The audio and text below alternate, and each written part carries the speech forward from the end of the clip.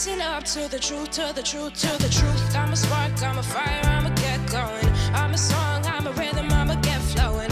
I'm a flower, I'm a weed, I got the truth in my pocket. Are you ready now? Said, are you ready now? It's time to make a change. That tomorrow together. History is so important. You have to know where you came from to know where you're going. My name is Levi Vanderhoop. I graduated Martha's Vineyard Regional High School in 2019. My name is Hannah Santos. I am a graduate from MVRHS 2023. Martha's Vineyard is a special community made up of a dynamic and diverse population. Among the many outstanding people of the island, we are privileged to have Black, Indigenous, people of color, and immigrant elders whose powerful personal stories profoundly enrich our lives. I was fortunate to be a part of the early stages as a student interviewer under the MV branch of the ASALA's Oral History Project. The experience of speaking directly with someone who remembers living through the milestones of history and seeing that history come alive through their stories affected me in a deeply meaningful way. In this video, you are going to see some of the living legends whom students have researched, met with, and interviewed over the past few years with the MV Living Legends Project. And you will see how this communication among generations can create understanding and connection. We have chosen the themes of ancestors, influence, and Martha's Vineyard connections as a focus for this video. This compilation of short clips from some of the interviewers is the first of many to come. Other legendary elders have been recorded. Many more will follow. These videos will be in our archives and shared in classrooms, libraries, museums, and other venues. Let's listen now to the voices and stories from some of our outstanding island elders. My name is Beverly Wright. I live in Aquinnah. I was born here, grew up here, and I have 2 children that have gone through the school, but they're all grown, and I was chair of the tribe for 5 terms. My grandfather was the chief of the tribe, and all my relatives are here that I have still living. I seem to be related to everybody in Aquinnah. If your last name is Vanderhoop and Madison, I can trace my lineage back to the 1870 census here in the Commonwealth of Mass, and I link my heritage to Vanderhoop, Manning, and Hawaswi. Hi.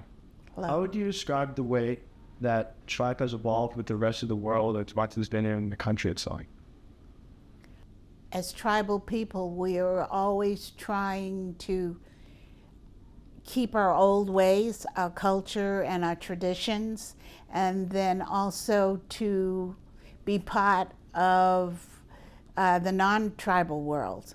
And that's very hard for, I think, all of us. It's hard living in 2 worlds if you want to keep your culture and your tradition. Some tribal members have, they just go with the flow, and some tribal members have 1 foot here and 1 foot there. Let me tell you the story about my ancestor. This is the real deal. My great, and I don't know how many greats, grandmother, there's 2 Trail of Tears, right? There's the native Trail of Tears, and there's an African-American Trail of Tears. And they would take people from Northern Virginia, walk the slaves in chains, walk the slaves down through the South to pick cotton and tobacco. And it took months, winters, to walk. So one of my ancestors, it was a female, was on that trail. And she walked halfway there. She got impregnated by a white master. She had that baby. Now, can you imagine this? This is what brings tears to my eyes because it's my family. She had that baby chained to 2 men.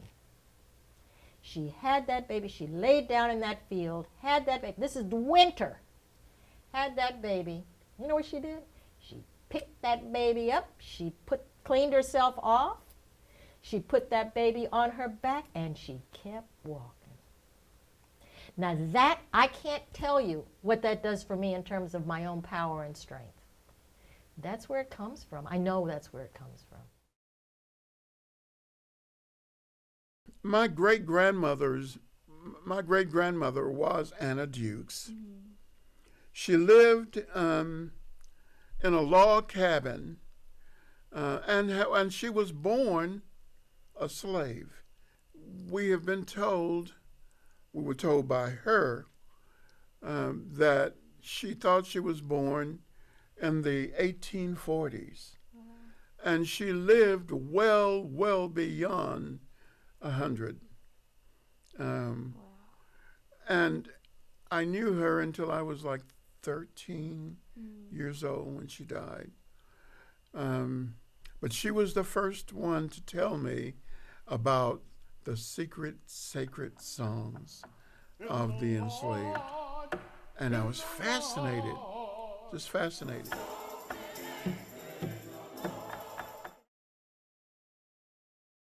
My mother was a grand lady, in my opinion. She stopped school when she was in 6th grade. Wow. And began to work to help support herself and her family. She was born, I was checking today, if she were living, she'd be 99 years old. And at the time that she stopped school at 6th grade, she began to do work as a maid and a nursemaid for white families. If you don't mind me asking, why did you stop going to school in 6th grade? At the time, it was normative, unfortunately, for African American youth to not have access to schooling as did whites. For an example, she told me when she was a young girl that sometimes, because there were like people who say grew string beans, they would close the African American schools, and a truck would come to the parking lot, and children would go and get on this truck and go to pick beans for the local farmers. And there were not opportunities for high schools in her community. Wow. What chef or person had the greatest impact on you? That's simple. My mother. She wasn't a chef, but she was the person who taught me how to cook. My mother actually was a trained dietitian, which is, the study of food another kind of way. And my mother, who would have been, 110 or 111 if she had survived, went to school for it. So she was one of the early people who began to learn about food and cooking, and so I always had good food growing up. She was an extraordinary cook. They talk about left brain, right brain. Some people are very good cooks and can improvise with savory dishes. Some people are better with sweets or with pastries. I happen to not be good at all with pastries, but my mother was good at both. She died 24 years ago, and when I was cleaning out her refrigerator, there was a ramekin of mac and cheese. And my mom made great mac and cheese, and we had it every Thanksgiving. I don't know if we had it at Christmas, I'm not sure. Um, but I scraped off a little bit, risked ptomaine, ate it, and it gave me a taste of mom's food. So I have maintained that ramekin in my freezer for 25 years. Wow. And every Thanksgiving, if I'm home or some point during the year, I scrape off a little piece, risk. So anytime people ask who my greatest influence was, it was my mother. My parents weren't in the medical field, but they felt like they were because I contracted polio at the age of 3 before the actual polio vaccine was discovered. So my parents had a lot of experience with going back and forth to a pediatric hospital. They spent a lot of time taking turns because both my parents work. You asked me if they influenced me as far as my profession. They Yeah. told me I could be whatever I wanted to be. You want to give back to all of those people who helped you. And so I knew my career mode would be in health education or health service. So that's how I ended up in the health career.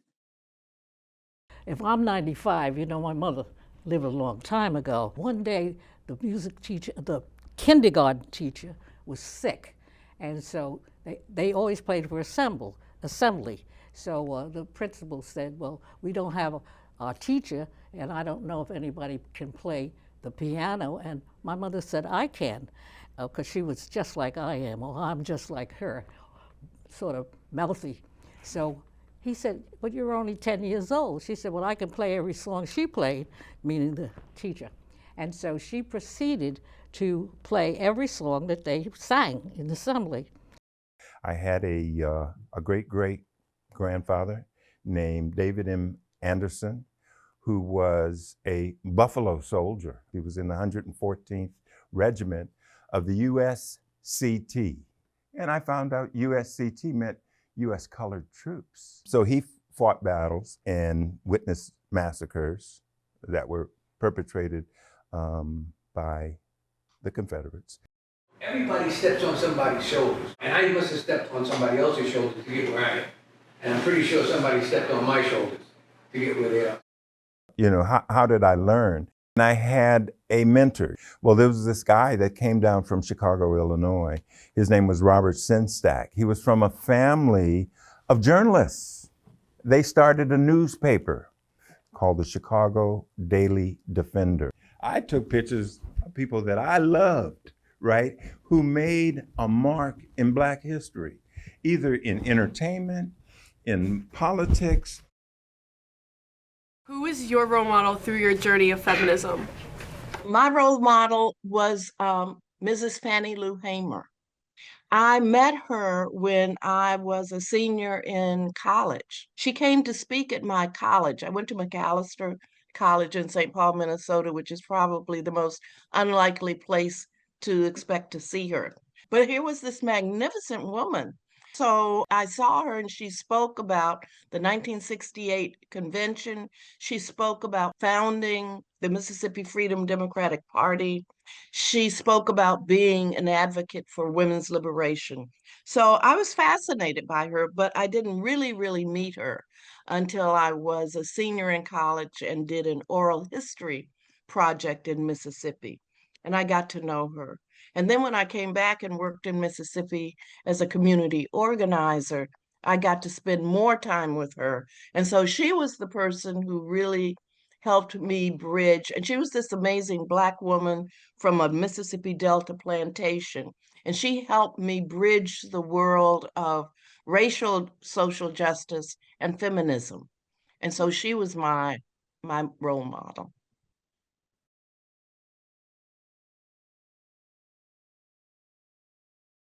When I turned 5 years of age, on August 21st, 1937, my mother said, now, you've got to get a library card. We're going to the library. Well, I'm only 5 years old. I wasn't even really reading them, but we had to get something to read. And so she picked out a book for me on the life of Dr. George Washington Carver. We took the book home, and we sat on the porch, and she read the book to me. It wasn't a long book, but she read it. It was a very short book.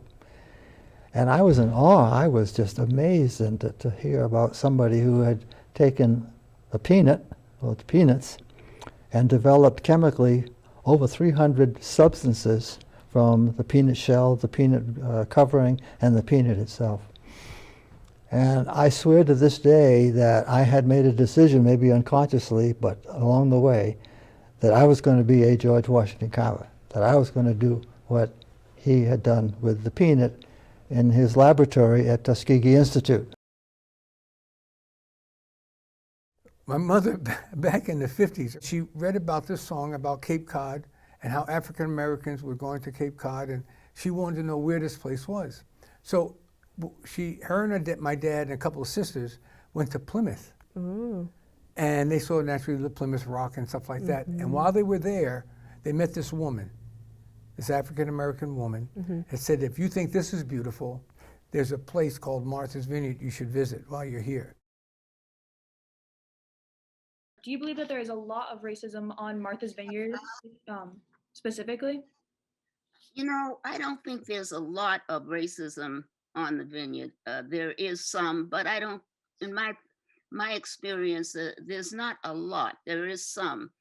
When I first arrived on the vineyard, Circuit Avenue was a dirt road. Can you believe that was before you were born?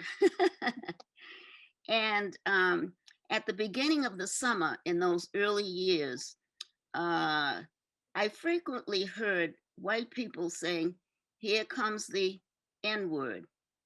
In those early years, Blacks couldn't purchase a home in Vineyard Haven or Edgartown, only in Oak Bluffs, where there were Black domestics lived who worked summers in Edgartown in the homes. Now, I was married in Oak Bluffs in 1951. Now, that's long before you were born. And on our first anniversary celebration, I called to make a reservation at a hotel in Edgartown so my husband and I could celebrate our first anniversary. And when we, and I made the reservation by phone. And when we arrived, I could tell by the look that they didn't expect that we were Black. And they wouldn't seat us. And so it was clearly evident that that they were shocked that we were a Black couple, and they made several excuses and they wouldn't serve us. And my husband never set foot in Edgartown again. I mean, we were just so hurt. Mi nombre es Washington Ledesma, originado de Sudamérica, Uruguay. Nací en la ciudad de Montevideo y me transferí a Estados Unidos a la edad de 30 años. Allí pasaron problemas con la política, problemas con el gobierno, problemas de guerrilleros. Toda la estructura del país empezó a cambiar. Yo participé en una clase en la universidad que solo 2 estudiantes estaban vivos. Uno era Washington Ledesma, que me costó 10 años de regresar al Uruguay. Y cuando regresé, mi abuela murió, mi madre murió.